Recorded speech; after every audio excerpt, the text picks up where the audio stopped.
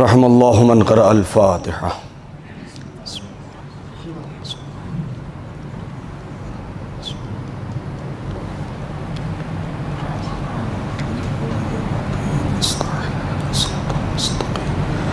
صراط الذین انعمت علیہم غیر المغضوب علیہم ولا الضالین. اللہم صل علی محمد.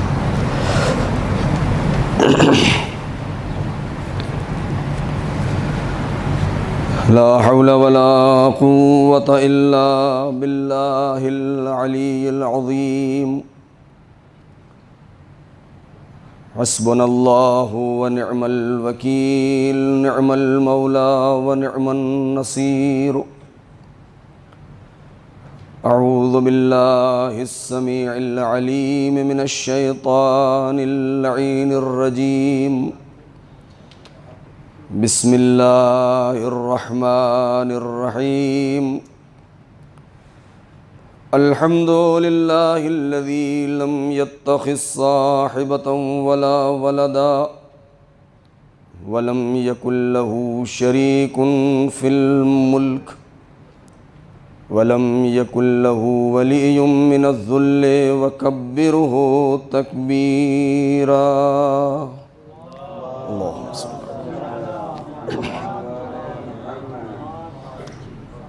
والصلاة والسلام والتحية والإكرام على النبي الأمي المكي المدني القرشي الهاشمي الأبطحي سيدنا ومولانا ومقتدانا وهادينا أبي القاسم محمد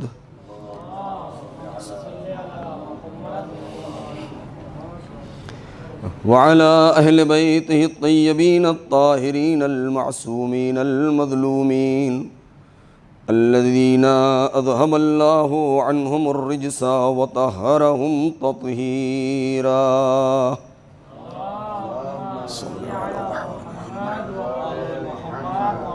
سلام على آل طه وياسين ولعنة الله على أعدائهم أجمعين من الآن إلى يوم الدين. أما بعد، قال الله الحكيم في كتابه الكريم.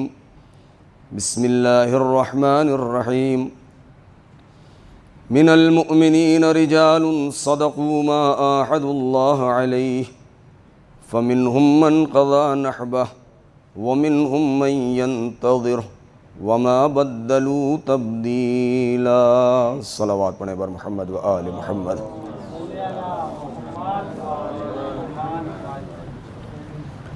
عزیزان محترم،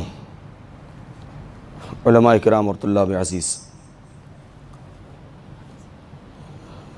گفتگو کے آغاز سے پہلے ایک گزارش ہے کہ خود بانی حسینیہ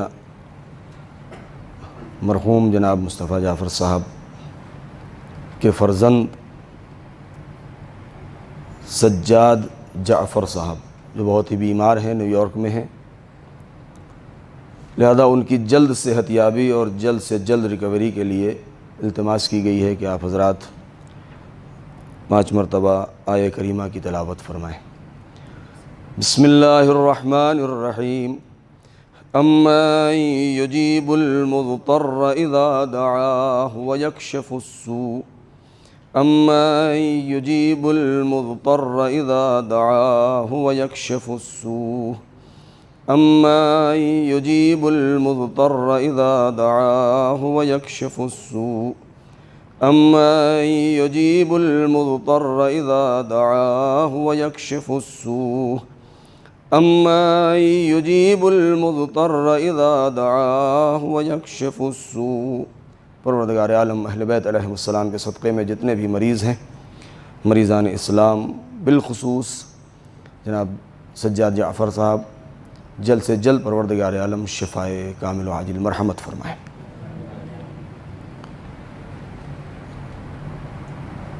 سورہ احزاب کی یہ آیت کہ جس کے ذیل میں چاند رات سے یہ سلسلہ شروع ہوا، جس کے آج چوتھے مرحلے پر اپنے موضوع کو مد نظر رکھتے ہوئے جو باتیں عرض کرنی ہیں. من المؤمنین رجال صدقوا ما عاہدوا اللہ علیہ. مؤمنین میں کچھ مرد میدان ایسے بھی ہیں کہ انہوں نے خدا سے کیے ہوئے عہد و پیمان اور وعدے کو سچ کر دکھایا. فمنہم من قضى نحبہ. ان میں کچھ افراد ایسے ہیں، کچھ مرد مؤمن مرد میدان ایسے ہیں، کچھ جیالے ایسے بھی ہیں کہ جنہوں نے اپنے اس عہد و پیمان کو آخری منزل تک پہنچایا اور اسی راہ میں جام شہادت نوش کیا. وَمِنْهُمْ مَنْ يَنْتَظِرُ. اور کچھ ایسے ہیں کہ جنہیں ابھی تک یہ موقع نہیں ملا لیکن موقع کے انتظار میں ہیں کہ وہ وقت انہیں نصیب ہو اور اپنے اس عہد و پیمان کو سچ کر دکھائیں اور آخری منزل تک پہنچائیں. بنا کسی تمہید کے اپنی بات سے متصل ہوتے ہوئے، عہد و پیمان الہی، وعدہ پروردگار، یہ کون سا وعدہ ہے، وہ کون سا عہد و پیمان ہے؟ اس میں کوئی شک نہیں کہ کوئی بھی فرد بشر پروردگار نے اسے خلق نہیں کیا مگر یہ کہ اس سے وعدے لیے ہیں اور اس سے عہد و پیمان لیا ہے.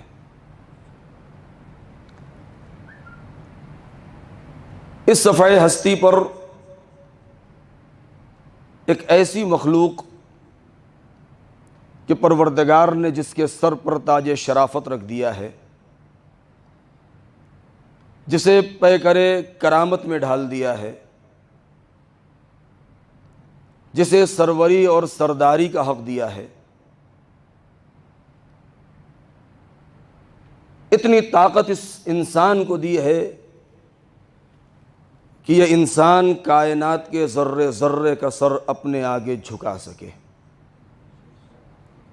خدا نے اس کو اسی لیے یہ صلاحیت دی ہے کہ کائنات کو یہ اپنے سامنے جھکا سکے تاکہ خدا اس کا سر اپنے سامنے جھکا سکے. اور یہی وجہ ہے کہ انسان کو اشرف مخلوقات بنایا، ملائکہ کی خلقت بھی کی، اجنہ کو بھی پیدا کیا، انسان کو بھی پیدا کیا، آرائش کائنات مکمل ہوئی، ہوا، فضا، دریا، سمندر، چمنستان، گلستان. خلاصہ کلام یہ کہ ہر وہ شے کہ اس انسان کو اپنے اس طول حیات میں جس چیز کی ضرورت محسوس ہو سکتی تھی وہ ساری چیزیں مہیا کر دی ہیں کہ انسان کو اپنے اس عرصہ حیات میں کسی بھی موڑ کے اوپر کسی طریقے کی کمی کا احساس نہیں ہو سکتا. اگر آج ہم دنیا میں یہ حالات دیکھ رہے ہیں اور وہ ماحول دیکھ رہے ہیں کہ ایک سرزمین، ایک ملک وہ ہے کہ جہاں پر بعض افراد ان کے پاس بہت زیادہ سرمایہ ہے، بہت زیادہ دولت مند ہیں، دوسری طرف وہ افراد ہیں کہ جو فاقوں کا شکار ہیں، جو بھوکے مر رہے ہیں، جو غربت، فلاکت اور مفلسی سے دست و گریبان ہیں. اس کا راز کیا ہے؟ اس کا سبب کیا ہے؟ اگر ہم ان اسباب کے اوپر ذرا غور کریں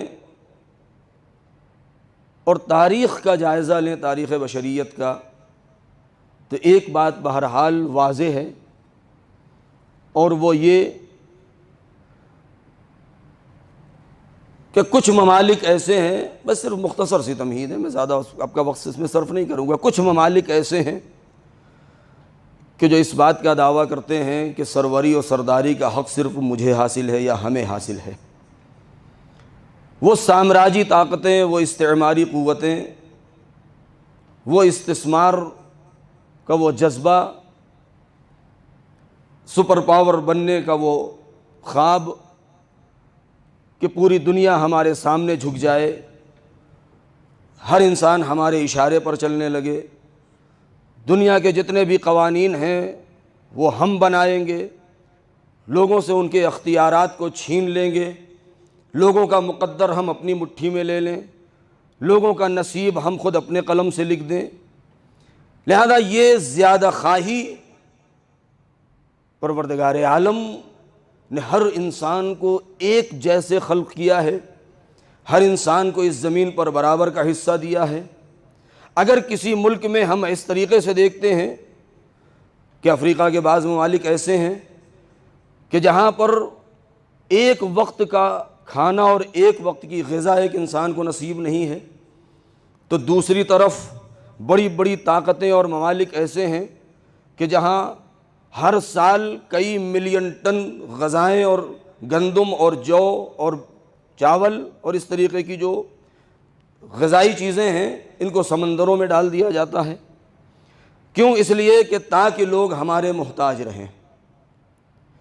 لہذا اس کا سبب صرف ایک ہی ہے کہ جو مفلسی کا شکار ہے صرف دو سبب ہے، یا تو اس نے کوشش نہیں کی اور یا تو اس کا حق غصب ہو گیا ہے، اور جس کے پاس حد سے زیادہ ہے یا تو اس نے حد سے زیادہ محنت کی ہے اور یا تو دوسروں کا حق چھین لیا ہے۔ اس کے علاوہ تیسرا کوئی سبب اس کا نہیں ہے۔ پروردگار عالم نے انسان کو اس عرصہ حیات میں اس سینہ گیتی کے اوپر جو بھیجا ہے اور اس کے وسائل اور آسائش کے لیے سارے اسباب فراہم کر دیے ہیں۔ کل میں نے یہ جملہ کہا تھا، لیکن ان نعمتوں میں غرق ہو جانے کے بعد انسان اپنے رب کریم کو نہ بھول جائے۔ وہ عہد و پیمان اور وہ وعدہ جو پروردگار عالم سے کیا ہے عالم ذر میں، ازل میں، عالم ارواح میں، اسے انسان کو یاد رکھنا ہے اور اس وعدے کو پورا کرنا ہے۔ وہ عہد و پیمان کیا ہے، وہ قضاء و قدر پروردگار کیا ہے، اس کی نعمتیں کیا ہیں، اس کے احکام کیا ہیں، اس کے اوامر کیا ہیں، اس کے نواہی کیا ہیں، یہ ہم کیا جانے، اس لیے کہ بار الہ تو نے ہم سے وعدہ ضرور لیا ہے عالم ذر میں، عالم ارواح میں، عالم انفاس میں، کہ جب ہم کچھ نہ تھے، یہ خلا تھی، یہ فضا تھی، یہ خلا بھی نہ تھا، یہ فضا بھی نہ تھی، یہ ہوا بھی نہ تھا، یہ کہکشاں بھی نہ تھی، یہ کائنات نہ تھی، کچھ پتہ ہی نہ تھا، یہاں تک کہ عما کا اندھیرا تھا، عما کا اندھیرا بھی نہ تھا، عدم بھی نہ تھا، اس لیے کہ کسی چیز کے بارے میں نہ تھا اسی وقت کہا جائے گا کہ جب وہ نہ رہا ہو یا ہو۔ یہ ہمارے الفاظ کی تنگ دامنی ہے، یہ ہمارے زبان کی تنگ دامنی ہے کہ ہم پروردگار عالم کی ان قدرتوں کو بیان نہیں کر سکتے ہیں، الفاظ میں ڈھال نہیں سکتے ہیں۔ لہذا جب کچھ نہ تھا، ہم ہوش و حواس میں نہ تھے، عالم شعور میں نہ تھے، ہم عالم ادراک میں نہ تھے، ہم ناسمجھ تھے، ہم تھے ہی نہیں۔ عالم ارواح کی باتیں اب تک ہمیں یاد کیسے رہیں گی؟ شاید یہی وجہ ہے کہ پروردگار نے ہمیں بے سہارا نہیں چھوڑا کہ اے میرے بندے تو جا، اس دنیا میں جا، مجھے معلوم ہے کہ تیرے عقل میں اتنی طاقت نہیں، تیرے شعور میں اتنی گنجائش نہیں، تیرے نفس میں اتنی کشش نہیں، تو بھول جائے گا، اور انسان تو بھولنے والا ہی ہے، اور انسان تو ہر چیز کو بہت جلدی بھول جاتا ہے۔ لیکن ہم نے اسی لیے ایسے سلسلے قائم کیے ہیں، ایسی ہستیاں ہم نے بھیجی ہیں جو قدم قدم پر تجھے تیرے وعدوں کو یاد دلاتا رہے، تیرے عہد و پیمان کو یاد دلاتے رہے، وہ عہد و پیمان تجھ سے بتاتے رہے، تو عہد و پیمان اور وعدوں کو سچا کر دکھاتا رہے۔ وہ ہستیاں کون ہیں؟ اب یہاں سے میں ذرا سا گریز کرنا چاہتا ہوں۔ انسان کی جو ضعیف خلق کیا گیا ہے، قرآن کہتا ہے خلق الانسان ضعیفا، یہ انسان جو ضعیف ہے، جو اپنے کو سب سے زیادہ طاقتور سمجھتا ہے، یہ طاقت کس کی دی ہوئی ہے؟ لقد کرمنا بنی آدم وحملناہم فی البر والبحر ورزقناہم من الطیبات وفضلناہم علی کثیر ممن خلقنا تفضیلا۔ کہ ہم نے انسان کے سر پر تاج شرافت رکھا ہے، ہم نے اس کو سروری و سرداری کا حق دیا ہے، ہم نے اس کے اندر اتنی صلاحیتیں عطا کی ہیں کہ یہ سمندروں کی گہرائیوں میں اور فضاؤں کی بلندیوں تک پہنچ سکے، ہم نے اسے پاک و پاکیزہ رزق عطا کیا ہے، اور ہم نے اسے وَفَضَّلْنَاهُمْ عَلَىٰ كَثِيرٍ مِّمَّنْ خَلَقْنَا تَفْضِيلًا، اور ہم نے اسے بہت ساری مخلوقات کے اوپر فضیلت دی ہے۔ بہت اہم نکتہ ہے میرے دوستو، یہ انسان سمجھتا یہ ہے، ہر انسان اپنے مقام پر، ہم اپنے مقام پر، آپ اپنے مقام پر، دنیا کے جتنے انسان ہیں وہ اپنے مقام پر، اس آیت کی تلاوت کرنے کے بعد شاید اس غرور میں مبتلا ہو جائیں کہ ہمیں تو سروری کا حق ہے، ہمیں تو سرداری کا حق ہے، ہم تو سب سے اونچے ہیں، ہمارا گریبان سب سے بڑا ہے، ہماری گردن سب سے موٹی ہے، ہمارا قد سب سے بڑا ہے، ہماری زبان سب سے لمبی ہے، ہماری بینائی سب سے زیادہ ہے، ہماری سماعت سب سے زیادہ قوی ہے، علم کے میدان میں سب سے بڑے شہسوار ہم ہی ہے۔ نہیں، انسان غرور میں مبتلا نہ ہو۔ ہر انسان جب پڑھے اس آیت کو تو اگلا جملہ ضرور پڑھ دے، اور وہ یہ ہے کہ وَفَضَّلْنَاهُمْ عَلَىٰ كَثِيرٍ مِّمَّنْ خَلَقْنَا تَفْضِيلًا۔ اتنا یاد رکھ کہ تو سروری و سرداری کا حقدار ضرور ہے، مگر اتنا یاد رکھ کہ کچھ بندے ہمارے ایسے بھی ہیں کہ جو تجھ سے بھی زیادہ بافضیلت ہیں۔ وَفَضَّلْنَاهُمْ عَلَىٰ كَثِيرٍ مِّمَّنْ خَلَقْنَا، یعنی بہت سارے پر ہم نے فضیلت دی ہے، مگر کچھ ایسے ہیں کہ جن کو تیرے اوپر فضیلت حاصل ہے۔ کلی نہیں کہا، یہ نہیں کہا وَفَضَّلْنَاهُمْ تفضیلا، نہیں، عَلَىٰ كَثِيرٍ، بہت سی مخلوقات کے اوپر۔ اس کا مطلب یہ ہے کہ کچھ مخلوقات ایسی بھی ہیں پروردگار عالم کی کہ جو دائرہ مخلوقات میں بھی آتی ہیں اور عام مخلوقات سے بلند و بالا بھی ہیں۔ بس یہ انسان، اے میرے پروردگار، ہمیں کیا پتا کہ وہ عہد و پیمان کیا ہے، ہمیں کیا پتا کہ وہ وعدہ کیا ہے کہ جس کا عالم ذر میں ہم نے وعدہ کیا، کیوں؟ اس لیے کہ نہ ہمارا نفس تھا، نہ ہماری روح تھی، ہماری روح بھی تھی تو ہمارے کالبد خاکی میں نہ تھی، ہم ہوش و حواس میں نہیں تھے، ہم کچھ جانتے نہیں تھے، ہمیں کیا معلوم تیرے اوامر کیا ہیں، تیرے نواہی کیا ہیں، جب ہم کچھ جانتے ہی نہیں، نہ ہم مانگنے کا طریقہ آتا ہے ہمیں، نہ عطا کرنے کا طریقہ آتا ہے، نہ ہم نے سخاوت آتی ہے، نہ ہمیں فیاضی آتی تھی، لہذا ایسی شخصیتوں کا اور ایسے رابط کا درمیان میں ہونا ضروری ہے کہ جو اس بندے خاکی کو اس رب جلیل سے متصل کر دے۔ بہت توجہ، جو اس رب جلیل سے متصل کر دے اس عبد ذلیل کو۔ کیوں؟ اس لیے کہ ہم محدود ہیں، ہم محصور ہیں، ہم تقاضائے بشری میں گھرے ہوئے ہیں، تقاضائے بشری سے ہم باہر نہیں ہیں، اور جب تقاضائے بشری میں گھرے ہیں تو تقاضائے بشری کا دائرہ بہت وسیع ہے۔ اگر اس پر گفتگو کی جائے تو بہت وقت درکار ہے کہ تقاضائے بشری کیا ہیں۔ بھئی تقاضائے بشری میں نسیان بھی ہے، بھول بھی ہے، چوک بھی ہے، دھوکہ بھی ہے، فریب بھی ہے، چوٹ لگ جائے تو درد بھی ہوتا ہے، بھوک بھی لگ جاتی ہے، پیاس بھی لگ جاتی ہے، جسمانی تقاضے ہیں، روحی تقاضے ہیں، یہ سب تقاضائے بشری ہیں انسان کے لیے۔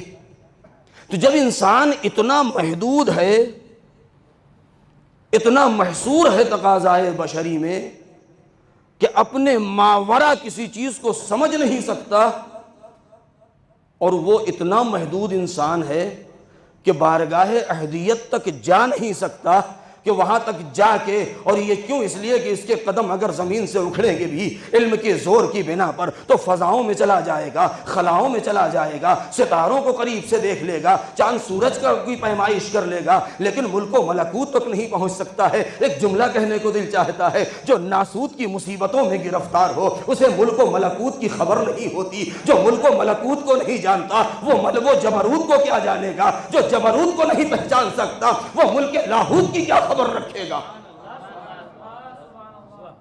لہذا وہ مراحل ہیں پروردگار نے اسی لیے ایسے افراد رکھے ہیں کہ کچھ وہ ہیں کہ جو ناسوت میں گرفتار ہیں، کچھ وہ ہیں جن کی رسائی ملکوت تک ہوتی ہے، کچھ کی رسائی ملک تک ہوتی ہے، کچھ کی رسائی جبروت تک ہوتی ہے، کچھ کی رسائی لاہوت تک ہوتی ہے۔ یہ افراد کون ہیں؟ ان کی شناسائی بھی ضروری ہے، ان کی معرفت بھی ضروری ہے، اس لیے کہ اگر ہم عالم ارواح میں، ملک لاہوت میں، اگر ہم نے باری تعالیٰ سے عرش اعظم کے سامنے اگر ہم نے عہد و پیمان کیا ہے تو وہ عہد و پیمان ہمیں آخری منزل تک پہنچانا ہے۔ اب یہ لاہوت کی باتیں ہمیں بتائے گا کون؟ ملک و جبروت و ملکوت کو ہمیں سمجھائے گا کون؟ اس لیے کہ ہمارے قدم میں اتنی طاقت نہیں، ہمارے نفس میں اتنی وسعت نہیں کہ ہم ناسوت سے اڑھ کے ملک و ملکوت تک جا سکیں۔ کیوں؟ اس لیے کہ ایک زمانہ ایسا تھا، بہت توجہ، ایک زمانہ ایسا تھا کہ جہاں اندھیرا تھا، ہو کا عالم تھا، ہو کا عالم تھا۔ نہیں میرے دوستو، یہ افسانے والے ہو کا عالم نہیں، حقیقت میں ہو کا عالم تھا، سوائے ہو کے کچھ نہ تھا، اگر تھا تو صرف وہ ہو تھا، ہو تھا۔ اور یہی وجہ ہے کہ هو اللہ الملک القدوس العزیز الجبار۔ یہی وجہ ہے کہ جب صاحبان عرفان مقام عرفان سیر و سلوک میں قدم رکھتے ہیں تو سارے اذکار کو کرتے ہیں، مگر جب ہو کے ذکر میں پہنچتے ہیں، ہو اللہ کے ذکر میں پہنچتے ہیں تو وہاں پر قدم ڈگمگا جاتے ہیں، اس لیے کہ وہ ساحت قدسی ہے، وہ ساحت عرش الہی ہے، وہ ساحت لوح ہے، وہ ساحت قلم ہے، وہ ساحت سماوات ہے، وہ ساحت لاہوت ہے۔ وہاں تک انسان کی رسائی نہیں ہو سکتی۔ جب وہاں تک رسائی نہیں ہو سکتی، ہم نے لوح محفوظ کو پڑھا نہیں، ہم نے عرش و کرسی کو دیکھا نہیں ہے کہ کرسی ہے کیا چیز، عرش ہے کیا چیز، قلم چلتا کس کے اشارے پر ہے، صفحہ ہستی نام کس چیز کا ہے، کرتاس عالم کہتے کسے ہیں۔ جب ہم نے کچھ دیکھا ہی نہیں تو ضرورت اس بات کی ہے کہ درمیان میں کچھ ہستیاں ایسی بھی ہوں، کچھ قوتیں ایسی بھی ہوں، کچھ انفاس قدسیہ ایسے بھی ہوں، کچھ نفوس متبرکہ ایسے بھی ہوں کہ جن کا ایک سرا زمین پر ہو تو دوسرا سرا آسمان پر ہو، جن کا ایک سرا زمین پر ہو تو دوسرا سرا آسمان پر ہو۔ اس لیے کہ ہم وہاں تک جا نہیں سکتے، وہ لامکان یہاں آ نہیں سکتا، اس لیے کہ لامحدود ہے، ابدی ہے، ازلی ہے، قدیم ہے، اور وہ کسی چیز میں حلول نہیں کر سکتا، کسی چیز میں سما نہیں سکتا ہے۔ لہذا ضرورت اس بات کی ہے کہ درمیان میں ایسی شخصیتیں ہوں کہ جن کے اندر دو پہلو پائے جاتے ہوں، ایک طرف جنبہ بشری اور تقاضائے بشری میں گھرے بھی ہوں، اور دوسری طرف تقاضائے بشری سے باہر بھی ہوں، جن کا ایک ہاتھ آسمان پر ہو تو دوسرا ہاتھ زمین پر ہو، ایک قدم عرش اعظم پر ہو تو دوسرا قدم زمین کے اوپر ہو، ایک طرف خالق سے مل رہا ہو تو دوسری طرف مخلوق سے مل رہا ہو،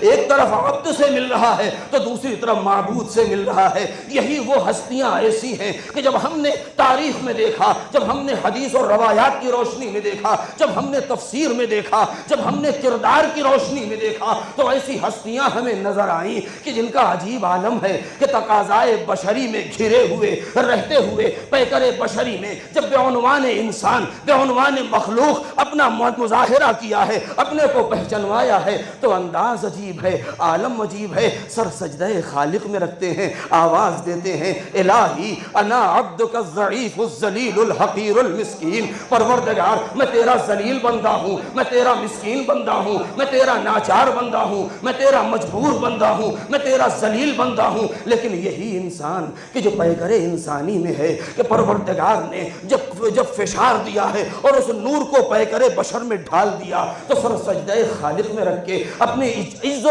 انکساری اور تواضع کا اظہار کر رہا ہے۔ لیکن یہی انسان جو ابھی کہہ رہا تھا اے میرے بندے میں ذلیل ہوں، میں رسوا ہوں، میں نادار ہوں، میں ناچار ہوں، میں کمزور ہوں، میں ذلیل ہوں، یہی انسان جب ایک مرتبہ ناسوت سے آگے نکلتا ہے، ملک و ملکوت تک پہنچتا ہے، خلافت الہیہ کا مظاہرہ کرتا ہے تو اب نہیں کہتا کہ میں کمزور ہوں، میں ذلیل ہوں، اب آواز دیتا ہے بنا فتح اللہ و بنا یختم بنا یمسک السماء و ینزل الغیث۔ تم جانتے کیا ہو ہماری حیثیت کیا ہے؟ ہم وہ ہیں کہ افتتاح کائنات ہماری اجازت پر ہے اور اختتام کائنات بھی ہمارے اشارے پر ہے۔ ہماری ہی ذات وہ ہے جس کے اشارے پر بارش کے قطرات گرتے ہیں، جس کے زور سے آسمان ٹھہرا ہوا ہے۔ صلوات پڑھیں بر محمد و آل محمد۔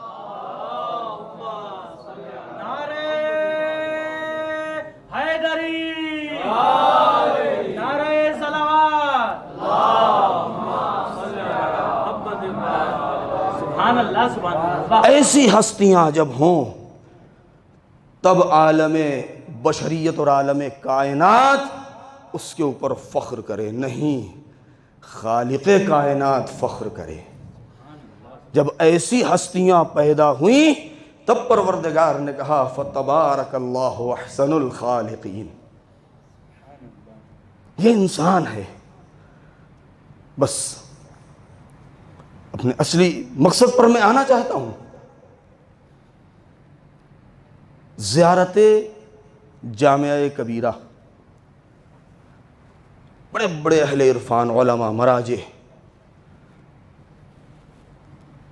بہت تاکید کی ہے اس سلسلے میں۔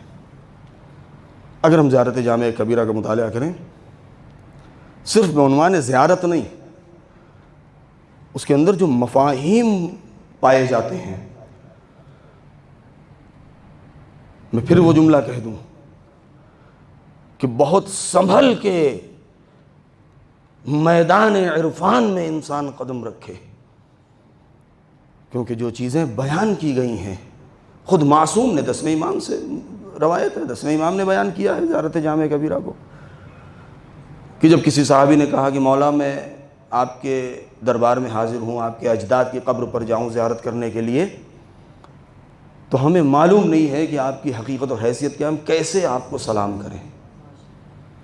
تو اس وقت امام نے کہا کہ جب ہم میں سے کسی کی قبر پر جانا یا کسی کے پاس جاؤ تو اس انداز سے سلام کرنا، السلام علیکم یا اہل بیت النبوہ و معدن الرسالہ، اور اس کے بعد ایسے الفاظ ہیں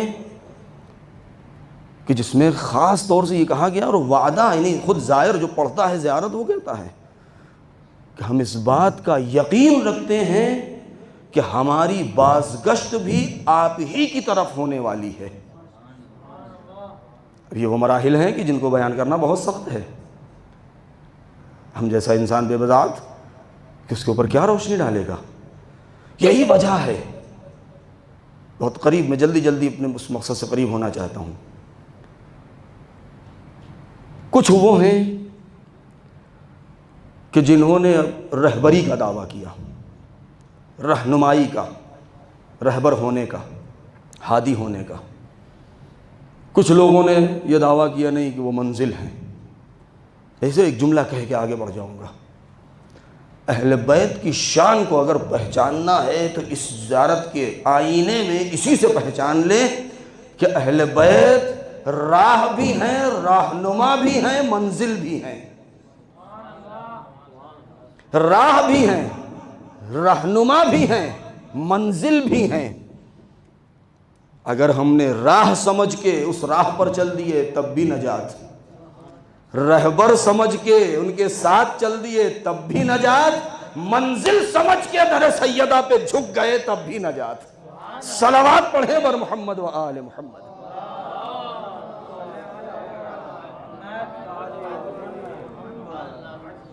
اس آیہ کریمہ میں جو من المؤمنین رجال صدقوا ما عاہدوا اللہ علیہ، زیادہ وقت نہ لوں آپ کا، کہ خدا سے کیے ہوئے عہد و پیمان کو سچ کر دکھایا۔ یہ عہد و پیمان، اس کی حقیقت کیا ہے؟ کبھی انشاءاللہ آئندہ دھیرے دھیرے اس کے اوپر روشنی ڈالی جائے گی، ابھی تو مجالس کا سلسلہ ہے۔ اور لفظ صدق استعمال کیا ہے یہاں پر، صداقت۔ دیکھیں، صداقت کے سلسلے میں، عہد و پیمان کے سلسلے میں، وعدے کے سلسلے میں 3 طریقے کی صداقتوں کا ذکر ہے، خود قرآن میں بھی، روایات میں بھی، فطرت بشر میں بھی۔ پہلی صداقت وہ ہوتی ہے کہ جب انسان خبروں میں سچا ہو، خبر دینے میں سچا ہو۔ کہیں کوئی حادثہ ہو گیا، ہم نے آ کے بیان کر دیا۔ اگر یہ ہم نے جو واقعہ بیان کیا کہ ابھی میں باہر گیا تھا اور ایسے سے ایسا ایکسیڈنٹ ہوا اور فلاں ہوا اور فلاں جگہ آگ لگ گئی اور فلاں ایسا ہو گیا، اگر یہ میری خبر، میری بات اگر واقعے کے مطابق ہو گئی تو کہا جائے گا خبر سچی ہے۔ اگر ہم نے ایسے ہی اپنی زبان میں کہوں ہم نے ایسے ہی پھینک دیا ہوا میں، جھوٹ بول دیا، تو کہا جائے گا یہ انسان تو جھوٹا ہے۔ لہذا قرآن نے اس کی بھی اتنی زیادہ اہمیت دی ہے، اس کو بھی، کہ یہاں پر بھی حتیٰ کہ شک کے مرحلے میں بھی ان جاءکم فاسق بنبأ فتبینوا، بہت توجہ، اگر کوئی فاسق تمہارے پاس کوئی خبر لے کے آئے تو ایسے ہی مت مان لینا، چھان بین کرو، دیکھو سچ ہے یا نہیں ہے۔ لہذا ایک سچائی تو خبر کی سچائی ہو گئی، انسان جو خبر دے رہا ہے، کیونکہ بہت سے افراد ایسے ہوتے ہیں کہ زندگی میں کوئی بھی جھوٹ نہیں بولتے، جتنی خبر دیتے ہیں سب سچ ہے۔ کچھ ایسے ہوتے ہیں، تاریخ میں چہرے آپ کے سامنے آ ہی گئے ہوں گے، مجھے نام لینے کی ضرورت نہیں ہے، کہ جتنی خبر دی سب جھوٹی۔ ابو ہریرہ جیسے افراد بہت ہیں تاریخ میں، کہ جو کچھ بھی بیان کیا سب غلط نکلا۔ تو ایک تو خبر، دوسرا مرحلہ ہے وعدے کو وفا کرنا، وعدے پہ سچا ہونا۔ دو آدمیوں نے آپس میں کسی جگہ ملنے کا وعدہ کر لیا، یا آپ وعدہ کیجئے ہمارے گھر تشریف لے آئیں گے، انہوں نے وعدہ کر لیا، وعدہ کیجئے فلاں وقت میں مباحثے کے لیے حرم میں ملیں گے، وعدہ کر لیا، وعدہ کیجئے کہ فلاں موقع پر مجلس میں آپ تشریف لے آئیں گے، وعدہ کر لیا۔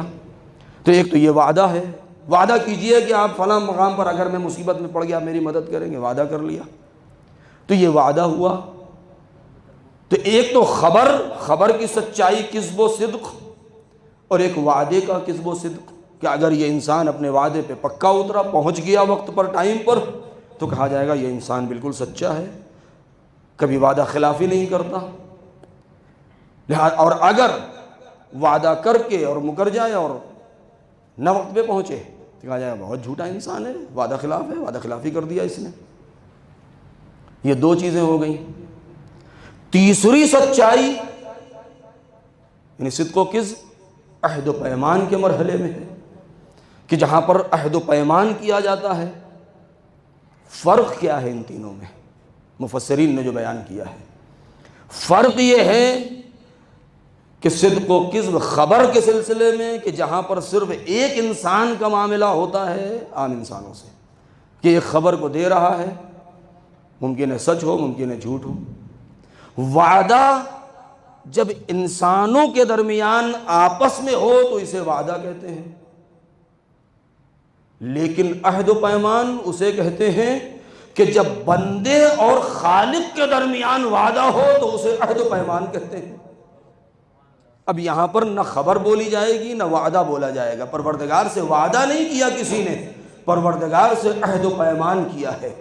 حسین ابن علی نے جو گھر بھر لٹایا تو یہ وعدہ طفلی نہیں، وہ عہد طفلی تھا، عہد و پیمان طفلی تھا، کہ جو امام حسین نے کیا تھا۔ لہذا یہ تین مرحلے ہو گئے۔ اب بہت توجہ چاہوں گا میں یہاں پر۔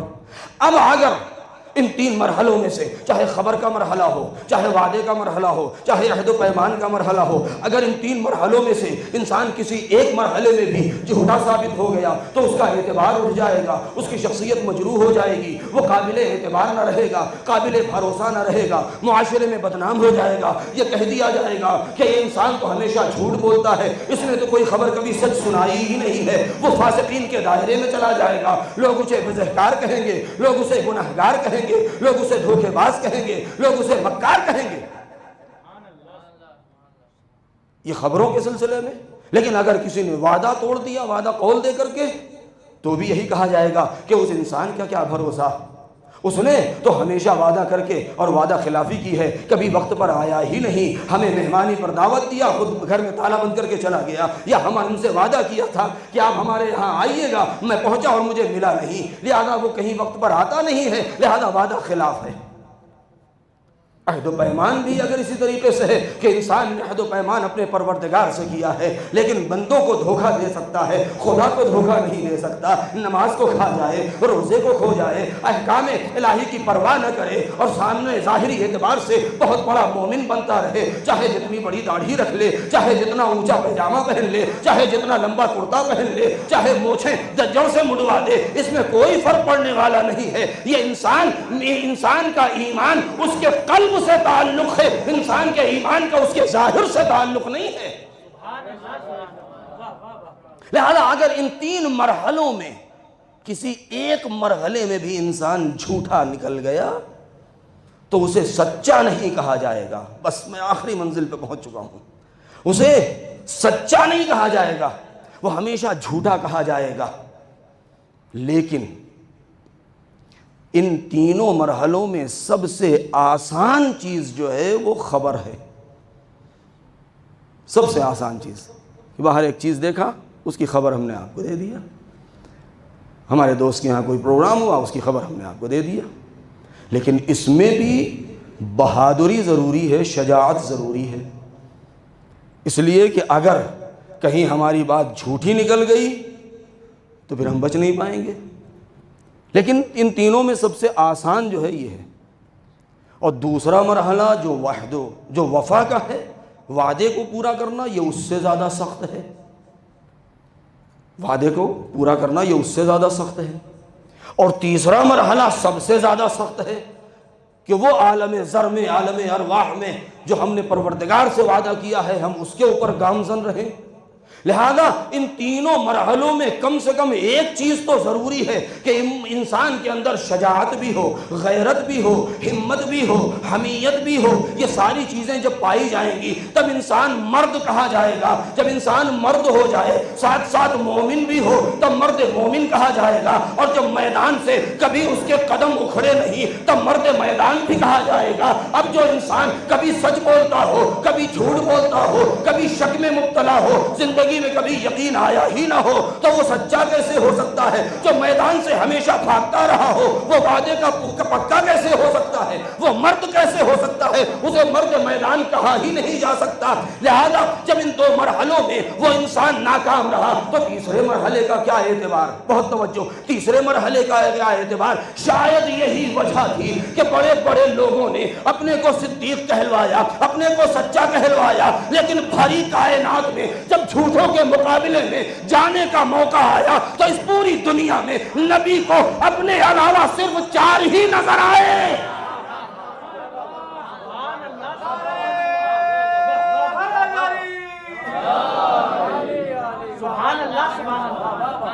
کیوں؟ نبی جا رہے ہیں. بہت توجہ، جو اصل نقطہ میں عرض کرنا چاہ رہا ہوں، نبی جا رہے ہیں کس کے مقابلے میں؟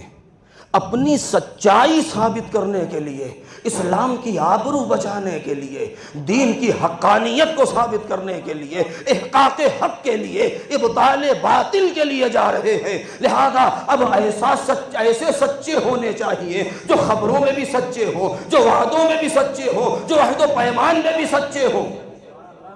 اگر یہ شرط نہ ہوتی، بہت توجہ، اگر یہ شرط نہ ہوتی کہ خبروں میں جھوٹا نہ ہو، اگر کہ یہ بات سچ نہ ہوتی، یہ شرط نہ ہوتی کہ وعدوں کے بھی پکا ہو، عہد و پیمان میں بھی پورا کھرا اترے، تو پھر ایسے موقع پر انفسنا میں بڑی گنجائش تھی، ابناءنا میں بڑی گنجائش تھی، نساءنا میں بڑی گنجائش تھی. بہت ساری اٹھ کے آ جاتی کہ ہم بھی چلیں گے، بہت سے مرد آ جاتے کہ ہم بھی سچے ہیں، بہت سے بچے بھی آ جاتے کہ ہم بھی سچے ہیں، سچوں کی اولاد ہیں. لیکن نبی نے جب پرکھا ہے، جب آزمائش کی ہے، تو اس پوری کائنات میں سوائے اپنے علاوہ، سوائے 4 کے سچا کوئی نظر نہ آیا. کیوں؟ اس لیے کہ جب تینوں مرحلوں میں انسان سچا ہوگا تب اسے حق ہے کہ جھوٹوں پر لعنت کر سکے.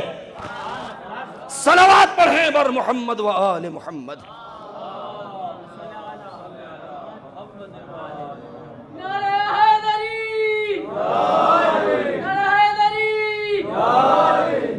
تب اسے حق ہے کہ وہ جھوٹوں پر لعنت کر سکے.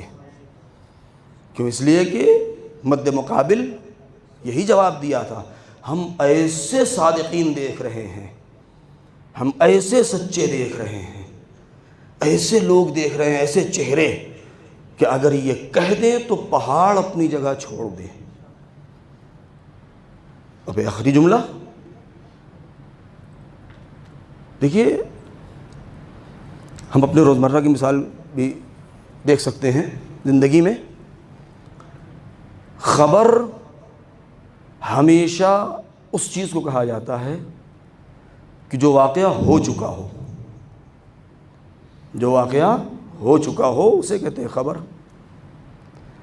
اور جو آئندہ ہوگا اگر کسی نے کہہ دیا تو کہتے ہیں پیشین گوئی ہے، پہلے سے خبر دی ہے، یعنی کچھ علامتیں ایسی دیکھ لی ہیں، کچھ طلسمات جانتے تھے، کچھ علم کا پاور تھا کہ جس کے بنا پر کچھ محاسبات ریاضی اور نجومی ان کے پاس تھے کہ جس کے بنا پر آئندہ کی خبر دے دی۔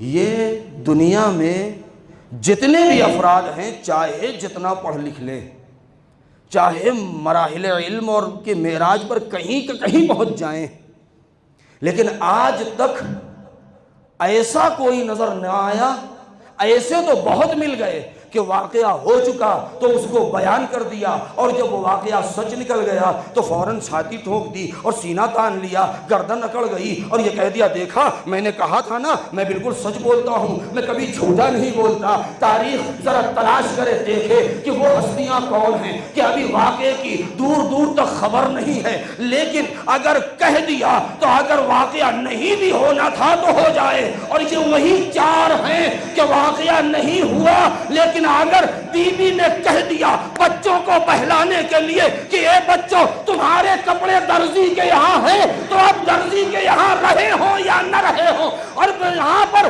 فرشتوں کو درزی بننا پڑے گا، در سیدہ پر آنا پڑے گا۔ صلوات پڑھیں بر محمد و آل محمد۔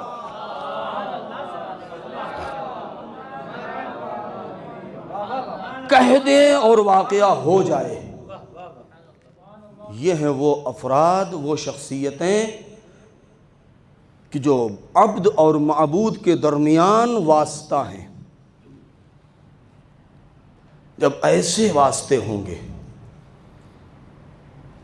ایسے وسیلے ہوں گے، تب ہماری دعائیں وہاں پہنچیں گی، وہاں کی رحمتیں ہم تک آئیں گی۔ حسین ابن علی کے اصحاب، یہ عہد و پیمان، کربلا میں 72 تھے۔ میں نے کل جملہ کہا تھا کہ حسین اگر چاہتے تو بہت بڑا مجمع اور بھیڑ اکٹھا کر لیتے، میں نے کل کہا تھا یہ جملہ، اور یہ جملہ کہا تھا کہ حسین کو سرکاری مجمع اور بھیڑ کی ضرورت نہیں تھی، مولائی مجمع کی ضرورت تھی کہ جہاں پر اطاعت محض ہو، کہ جو معصوم اور حجت خدا کے چشم و ابرو کے اشارے پر چلے۔ بھی جناب مالک اشتر جو بھی فضائل، جو بھی بڑے بہادر تھے، بڑے شجاع تھے، ہزاروں کے لشکر سے تنہا لڑ سکتے تھے، یہ کمال نہیں تھا۔ تھا انسانی اعتبار سے تو کمال ہے، ہم انکار نہیں کر رہے ہیں، نہیں یہ کچھ نہیں تھا، لیکن وہ کمال جس کو ہم بیان کریں وہ نہیں تھا۔ ان کا کمال سب سے بڑا کیا ہے کہ حجت خدا، ولی اللہ، وصی پیغمبر، امام معصوم یہ کہہ دے کہ مالک میرے لیے ویسے تھے جیسے میں رسول کے لیے تھا۔ مالک اشتر کی اصلی فضیلت یہ ہے، مالک اشتر کی اصلی فضیلت یہ ہے کہ علی یہ کہہ دیں کہ مالک میرے لیے ویسے تھے جیسے میں رسول کے لیے تھا، کہ جہاں پر اطاعت محض ہے۔ کربلا والوں نے جو عہد و پیمان کر لیا تو اس عہد و پیمان کا اثر دیکھیں کہ چراغ گل ہے، حسین کہہ رہے ہیں چلے جاؤ، مگر کوئی ایک اپنی جگہ سے ہل نہیں رہا ہے، کوئی اٹھا نہیں۔ اور صرف یہی نہیں بلکہ ساتھ میں یہ بھی کہ میرے مولا ایک بار کا مرنا جینا کیا، اگر بارہا ہمیں قتل کیا جائے اور اس کے بعد زندہ کیا جائے تو بھی ہم آپ کے اوپر جان دینے کے لیے تیار ہیں۔ اسے کہتے ہیں عہد و پیمان، اسے کہتے ہیں وعدہ نبھانا۔ تھوڑا سا ایک جملہ صرف، جو میں نے کل جملہ کہا تھا، پرسوں میں نے جملہ کہا تھا کہ 30,000 کے مقابلے میں حسین چاہتے تو 30 لاکھ اکٹھا کر لیتے، لیکن جو برتری ہے شہدائے کربلا کی یا اصحاب کی دیگر اصحاب کے اوپر، خود امام کا جو جملہ ہے کہ انی لا اعلم ولا ارى اصحابا کاصحابی ولا اہل بیتا کاہل بیتی، کہ میں نہیں جانتا اور میں نے نہیں دیکھا ایسے اصحاب جیسے میرے ہیں، ایسے گھر والے جیسے میرے گھر والے ہیں۔ دوسرے جو اصحاب ہیں پیغمبر اکرم کے، ماشاء اللہ، اب آپ بہتر جانتے ہیں، مجھے تفصیل میں نہیں جانا ہے کہ بھائی اصحاب کی جو تعریف ان کے یہاں صحابی کی ہے، اگر ایسے ہی تعریف ہو جائے تو پھر مکہ مدینے اور اطراف میں، طائف اور حجاز میں کوئی ایسا بچے گا ہی نہیں کہ جو نبی کا صحابی نہ رہا ہو، چاہے جتنا بڑا فاسق رہا ہو، سب اصحاب میں شامل ہو جائیں گے۔ امام نے یہ فرمایا کہ جیسے اصحاب مجھے ملے کسی کو نہیں ملے۔ نبی کے پاس اتنے بہت سارے اصحاب تھے کہ اس کی چھوٹی سی نظیر میدان غدیر میں دیکھنے کو ملی۔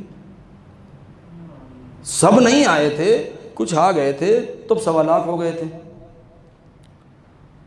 اور ممکن ہے کہ مکے میں اور زیادہ رہے ہوں، کچھ دوسری طرف سے چلے گئے ہوں جن کا گھر نزدیک رہا ہو۔ لیکن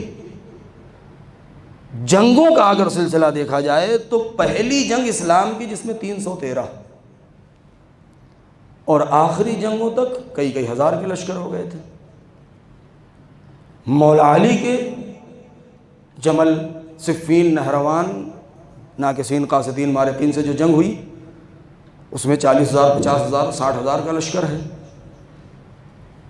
امام حسن علیہ السلام کے ساتھ بھی ابتدا میں بھی بہت بڑا لشکر تھا، بعد میں کم ہو گئے تھے لوگ۔ امام حسین کے ساتھ صرف 72 ہیں۔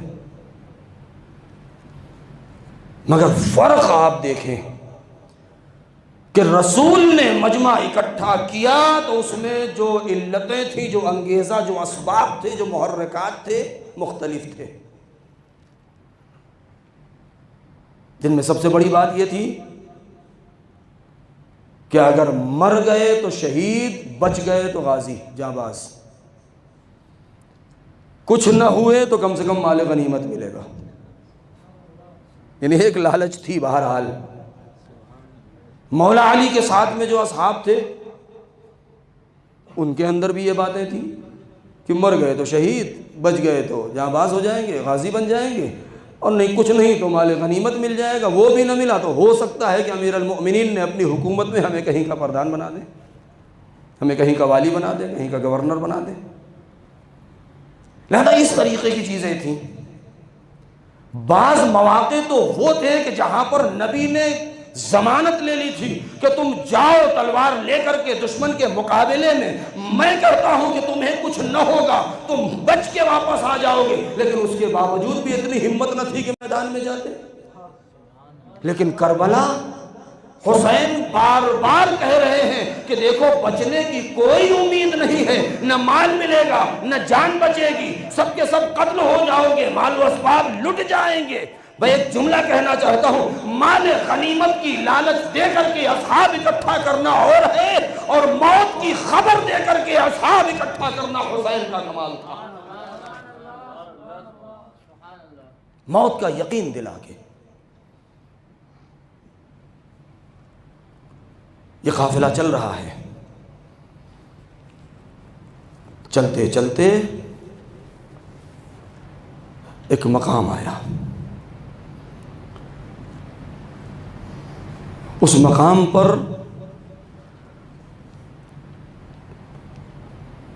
ایک چشمہ تھا یا پانی کا انتظام تھا، کنواں تھا، جو بھی۔ صرف ایک مثال دوں گا میں، ربط مسائل۔ امام نے اپنے لشکر کو روکا اور اس کے بعد کہا کہ بھیا عباس، اپنے چاہنے والوں کو بلایا، بیٹا علی اکبر، یہاں سے جتنا ہو سکے پانی کا ذخیرہ کر لو، بھر لو۔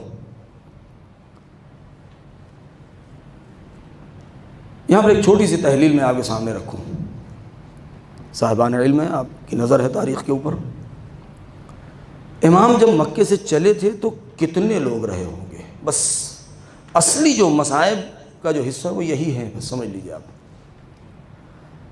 کتنے لوگ رہے ہوں گے؟ بھائی وہب تو بعد میں آ کے ملے تھے، زہیر تو بعد میں آ کے مل گئے تھے، حبیب تو بعد میں پہنچے تھے، مسلم بن نوسجہ تو بعد میں آئے تھے، اور بھی افراد تھے کہ جو بعد میں آ کے ملے تھے، 1 محرم کو 2 محرم کو پہنچ گئے تھے کربلا۔ لیکن یہ جو افراد جا رہے ہیں امام کے ساتھ، کتنا مختصر، بھائی کچھ خواتین ہیں، کچھ چھوٹے بچے ہیں، کچھ چاہنے والے اصحاب ہیں، بہت زیادہ آپ فرض کر لیں 100 آدمی، 150 200 لوگ، تاریخ نے دقیق عدد نہیں لکھی، لیکن جو میں اپنے بچوں کو بتانا چاہتا ہوں، بزرگوں سے معذرت، کہ پانی بھر لیا جائے، کتنی مشق رہی ہوگی؟ 100 آدمیوں کے قافلے، 150 آدمیوں کے قافلے کے لیے کتنا پانی انسان اپنے ساتھ لے سکتا ہے؟ کہ پانی بھر لیا، پانی لے لیا، قافلہ آگے بڑھا، سامنے سے کچھ چیزیں نظر آئیں، بعض لوگوں نے کہا یہ نخلستان ہے، کھجور کے درخت ہیں، جب غور کیا گیا تو کسی نے کہا نہیں یہ نیزے اور تلواریں ہیں، جب اور قریب گئے تو کیا دیکھا کہ 1000 کا لشکر ہے، جس کے سردار اور سپہ سالار حر ابن یزید ریاحی ہیں۔ روایتوں میں جو ملتا ہے، جو تاریخ معتبر تاریخوں میں جو ہے وہ کیا ہے کہ جب وہ قافلہ قریب آیا ہے تو مقتل کا فقرہ یہ ہے کہ وہ اتنے زیادہ پیاسے تھے، حر کا لشکر اتنا پیاسا تھا کہ بعض اس میں ایسے تھے کہ جو غش کھائے جا رہے تھے، بعض اپنے گھوڑے پر سنبھل نہیں پا رہے تھے، بعض اپنے زین پر، گھوڑے کی گردن پر اپنا سر جھکا رہے تھے، بعض یہاں تک کہ سنبھلنے کے لیے اونٹ کی پشت پر نیزہ چبھا کے اس کا سہارا لیے ہوئے تھے۔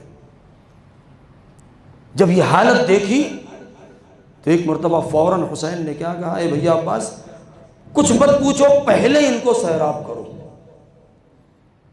1000 کا لشکر، سب کے سب سوار، اونٹ اور گھوڑے، کتنا پانی حسین لے کے چلے تھے کہ 1000 کا لشکر سارے کے سارے مرد سیراب ہو گئے، سارے جانور سیراب ہو گئے۔ اس کے اوپر غور کرنے کی ضرورت ہے۔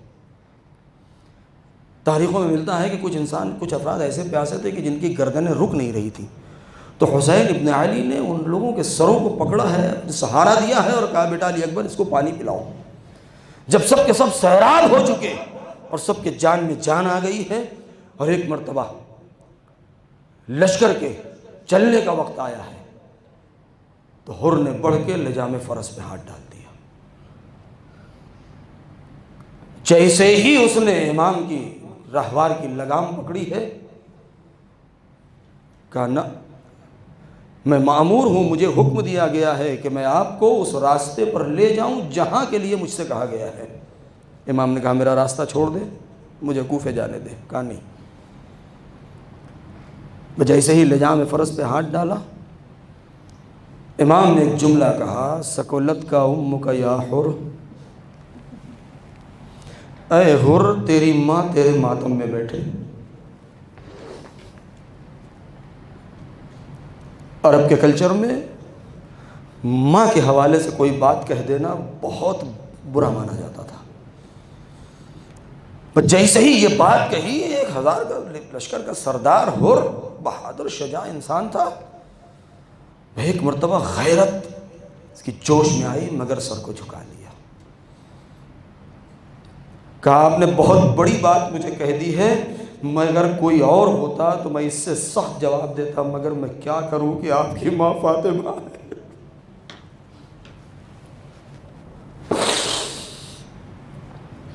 حر کا یہ پہلا امتحان تھا۔ حسین نے دکھتی ہوئی رگ پر ہاتھ رکھ دیا، اس کی نبض ٹٹول لی۔ حسین سمجھ گئے کہ یہ ایمان کے کس مرحلے پر ہے۔ یہ امتحان میں حر کامیاب ہو گیا۔ تھوڑا وقت گزرا ہے، نماز کا وقت ہو گیا، امام نے اپنے اصحاب سے کہا کہ مصلی بچھائے جائیں، نماز کا وقت ہے، اور ایک مرتبہ حر سے کہا کہ حر نماز کا وقت ہے، ہم نماز پڑھنے جا رہے ہیں، تجھے اختیار ہے، تو ہمارے ساتھ نماز پڑھے گا یا الگ اپنے لشکر کے ساتھ پڑھے گا؟ حر نے جواب دیا کہ حسین، آپ کے ہوتے ہوئے کس کی مجال ہے جو الگ نماز پڑھے، ہم آپ کے ساتھ نماز پڑھیں گے۔ یہ حر کا دوسرا امتحان تھا جو حر کامیاب ہو گیا۔ عباس نے تلوار کھینچ لی، حسین نے روک دیا، اس لیے کہ جانتے تھے میں نے اس دن کی مجلس میں ایک جملہ کہا تھا کہ حر کی منقبت اور حر کے فضائل کو اگر سمجھنا ہے اور حر کی قدر و قیمت کو سمجھنا ہے تو حسین کی نگاہ سے سمجھا جائے۔ اگر چاہتے عباس کو اجازت دے دیتے تو حر کا قلع کما ہو جاتا، اس کے سر و تن میں جدائی ہو جاتی، حر کا خاتمہ ہو جاتا، مگر حر کے اندر وہ کون سا نور ایمان تھا، حر کے اندر وہ کون سا جوہر پوشیدہ تھا جس کی بنا پر حسین نے انتظار کیا۔ کب تک انتظار کیا؟ جب حسین نے 3 دن تک اپنے بچوں کی پیاس کو برداشت کیا ہے، تب لشکر حسینی کو حر ملا ہے، تب لشکر حسینی کو ایک حر ملا ہے۔ لہذا جب حر نے یہ کہا کہ نہیں میں آپ کے ساتھ نماز پڑھوں گا، تو حر دوسرے مرحلے میں بھی کامیاب ہو گیا۔ ہاں یہاں تک تو حر کامیاب ہے، اب حسین اس دن کے انتظار میں ہے۔ ہائے وہ گھڑی آ گئی ہے کہ جب حسین والد کربلا ہوئے، دن گزرتے رہے، یہاں تک کہ فرات کے کنارے سے خیمے ہٹا دیے گئے، عباس غازی کو جلال آ گیا، حسین نے روک دیا، زینب کا حوالہ دیا، عباس نے کھچی ہوئی تلوار کو نیام میں رکھ لیا ہے، سر کو جھکا لیا، جیسا آقا کا حکم ہو۔ ارے شہزادی جس بات پر راضی ہو، خیمے کو دور نصب کر دیا گیا۔ 7 محرم سے صدائے آتش بلند ہونے لگی، ہائے پیاس، ہائے پیاس، بچے بلکنے لگے، اصغر پیاسا ہو گیا، سکینہ تڑپنے لگی، امام باقر مچلنے لگے، بیویاں ہائے پیاس کرنے لگی۔ ہائے مائیں پیاسی ہیں، اپنے بچوں کو بہلائے تو کیسے بہلائے؟ شاید یہی وجہ ہے کہ بعض علماء یہاں پر آ کے لکھتے ہیں اور لکھنے کے بعد چند نقطے لگا دیتے ہیں کہ ہائے جو رباب اتنی پیاسی ہو، جس کا دودھ خشک ہو چکا ہو، وہ اپنے اصغر کو کیسے بہلاتی رہی ہوگی؟ ہائے بچے اتنے پیاسے تھے، یہاں تک کہ شب عاشور آ گئی، یہاں تک کہ شب عاشور آ چکی ہے۔ ادھر حر ہے جو اپنے خیمے میں ہے، ادھر نقارے جگ بجایا جا رہا ہے، ادھر شمشیر پر سیکل کی جا رہی ہے، ادھر تیر کو ترکش میں بھرا جا رہا ہے، ایک طرف کمانیں کڑکائی جا رہی ہیں، ایک طرف تسبیح و تحلیل کی آوازیں آ رہی ہیں۔ ہائے سبوح القدوس رب الملائکۃ والروح۔ حسین مقتل کا جائزہ لے رہے ہیں، نافع حسین کے پیچھے پیچھے چل رہے ہیں۔ ارے خیام حسینی سے ہم ہمہ بلند ہو رہا ہے، ایک طرف صرف 2 ہی 3 آوازیں، یا تو ہائے پیاس کی آواز تھی، یا تو سبحان اللہ والحمدللہ کی آواز تھی، اور ایک طرف نقارے جنگ کی آواز تھی، ایک طرف شمشیریں کھڑک رہی تھی، کمانیں کڑک رہی تھی کہ ایسے ماحول میں کسی نے دیکھا کہ حر اپنے خیمے سے نکلا ہے، کبھی خیمے میں کبھی خیمے سے باہر ٹہل رہا ہے۔ حر کے بھائی نے پوچھا کہ ماجرا کیا ہے؟ اس نے ایک مرتبہ کہا ذرا اس شور طبل سے الگ آؤ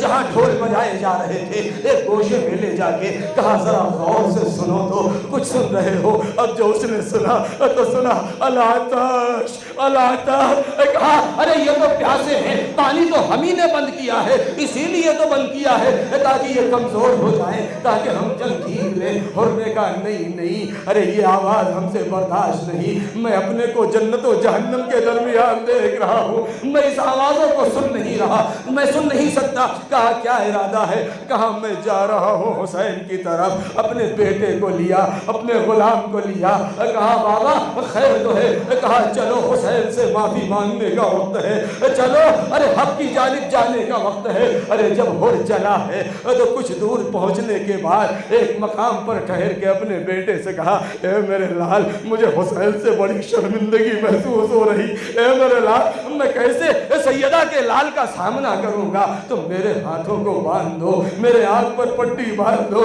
شاید ساقی کوثر کا لال مجھے معاف کر دے۔ ارے اس عالم میں بیٹے اور غلام کے ساتھ حر چلے ہیں، ادھر حر چلے، ادھر خیام حسینی کے نزدیک پہنچے، ادھر حسین اپنی کرسی سے اٹھ کے کھڑے ہو گئے۔ اے عباس ادھر آؤ، اے بیٹا اکبر، اے قاسم و اول محمد، ارے استقبال کے لیے آگے بڑھو، میرا مہمان آ رہا ہے۔ آئے حر نے جب یہ منظر دیکھا آپ تو بندھے تھے، آنکھوں سے آنسو جاری ہو گئے، حسین کے قدموں پر گرا دیا، اے مولا میں بہت بڑا گناہگار ہوں، میں آپ کو نرغ عادہ میں گھیر کر کے لایا ہوں، کیا میری خطا معاف ہو سکتی ہے؟ حسین نے کیا کہا، اے ہر جا، میں نے معاف کیا، میرے خدا نے معاف کیا۔ ہائے ہر کو جو تمغہ ملا ہے وہ کیا ہے؟ ادھر صبح عاشور نمودار ہوئی، مقاتل کے اعتبار سے ہر نے اپنے کمر کا پٹکا باندھا، اپنے بیٹے کو بلایا، آراستہ کیا، آراستہ کرنے کے بعد گھوڑے پر سوار کیا، کہا جاؤ آقا سے اجازت لو۔ ہر کے بیٹے نے آقا سے اجازت لی، اب جو میدان کارزار میں گیا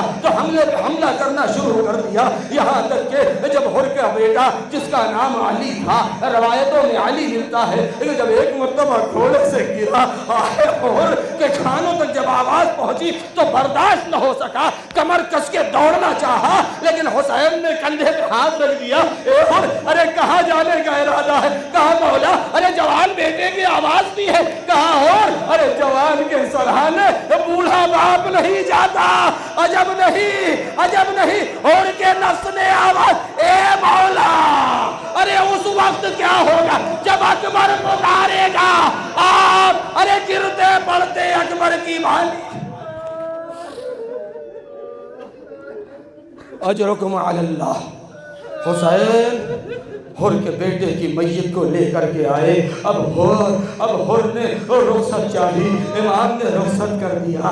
آئے حسین کے آنکھوں میں آنسو آئے۔ مقتل کہتا ہے کہ جب حسین کے چہرے پر آثار شکستگی نمودار ہوئے ہیں، ان میں سے ایک موقع وہی تھا کہ جب ہر جا رہا تھا، ارے ہر مقتل میں پہنچے، اور پہنچنے کے بعد ارے جنگ کیا، جنگ کرنے کے بعد جب گھوڑے سے گرے، ارے حسین دوڑے، ہر کے سر کو اپنے زانوؤں پر رکھا، ارے رومال سیدہ پیشانی پر باندھا۔ میں کہوں گا اے ہر، ارے تجھے حسین کا زانو مل گیا، لیکن عصر عاشور ارے حسین آغوش سیدہ ہوگی، زنے پرسو کا خنجر ہوگا، بہن دل زینبیہ سے دیکھ رہی ہوگی، اور پسر سال تو کھڑا دیکھ رہا ہے، میرا ماں جایا ذبح ہو رہا۔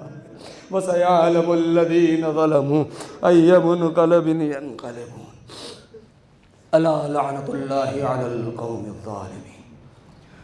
الہی بحق الزہرہ وَأَبِيهَا وَبَعْلِهَا وَبَنِيهَا وَالسِّرِّ الْمُسْتَوْدَعِ فِيهَا۔ پروردگار ہماری اس مختصر سی عزا کو قبول فرما، اللہ والے ہمیں مولا کا حقیقی عزادار بنا دے، ہمیں علم و عمل کی توفیق مرحمت فرما۔ پروردگار ہمارے والدین اور سارے مؤمنین اور مرحومین کے گناہوں کو بخش دے، جو دنیا سے گزر چکے ان کی مغفرت فرما، جو بیمار ہیں ان کو شفائے کامل و عاجل مرحمت فرما، جو بے اولاد ان کو صاحب اولاد فرما، روضات مقدسہ کی حفاظت فرما۔ یہ وبا جو دنیا میں پھیلی ہے اس سے سارے مؤمنین کو اپنے حفظ و امان میں رکھ۔ پروردگار ہماری فرش عزا کو آباد رکھ، ہمارے امام کے ظہور میں تعجیل فرما، ہمیں ان کے جانثاروں میں شمار فرما۔ ماتم حسین یا حسین یا حسین۔